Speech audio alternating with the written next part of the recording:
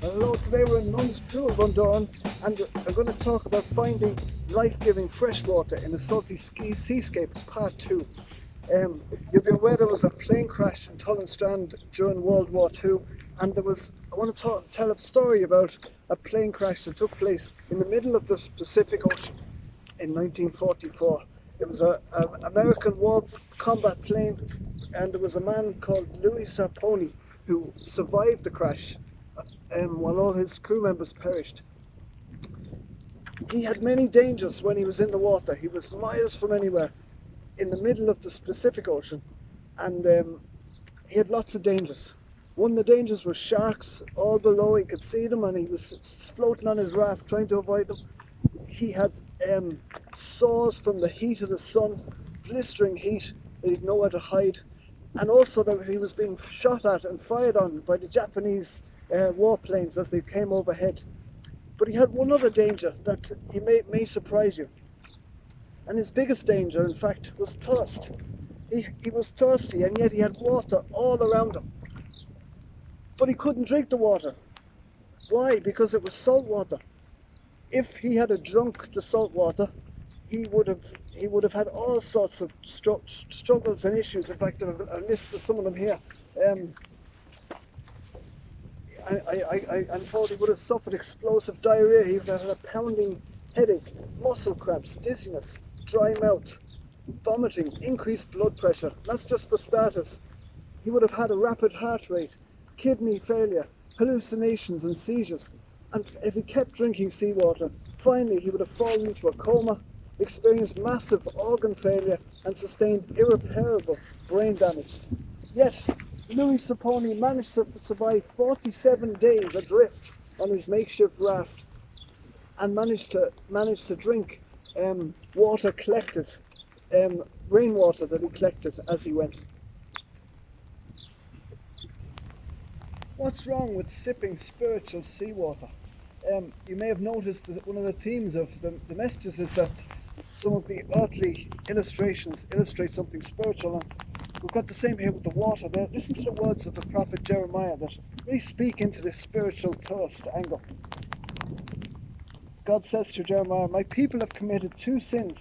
They have forsaken me, the spring of living water, and have dug their own cisterns, broken cisterns that cannot hold water." There's that first thing is that they had forsaken, instead of drinking the spring of living water, this amazing thing, and we'll get to that in a moment. They had not only forsaken that, but they had started to drink they'd made their own wells.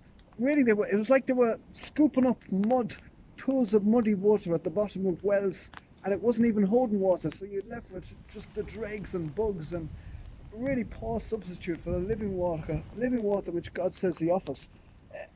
And what you have, don't we, if you compare what we looked at with Louis struggling with drinking salt water, this angle of not only spiritual dehydration but also drinking pollutants, drinking impure water, spiritually speaking. And I think there's a sense in which our society is developing this spiritual hangover, pounding migraines of despair, confusion of right and wrong, spiritual nausea leading to addictions, and a whole heap of pain. So, is there an alternative to sipping spiritual salt water? I believe there is, and we'll look at that just now.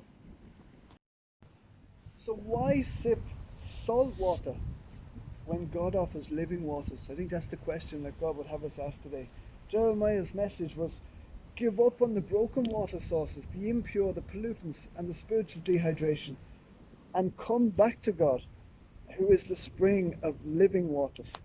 Um, there's a story about where Jesus encountered the woman at the well, the woman of Samaria, and it's interesting. This woman had come to the well, probably walked miles and miles with a bucket or probably some porcelain thing that she had in her head to carry the water, and she would have had to lower it would have been a laborious task to lower down the bucket, gather the water, and carry it all that way back on her head. And yet it was something she needed to do for, obviously, just to live, to wash, and to drink, and to cook. And Jesus says this to her, which is really interesting. He says, Everyone who drinks this water will be thirsty again. But whoever drinks the water I give them will never thirst.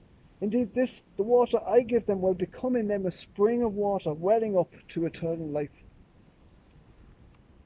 And as Jesus spoke with the woman at the well, it became clear that not only was she wanting to carry this water home, and she had to keep coming back for it, but also relationally she was barren. She had several dysfunctional relationships and chaos in the background. She'd been shunned probably by the locals, we know that.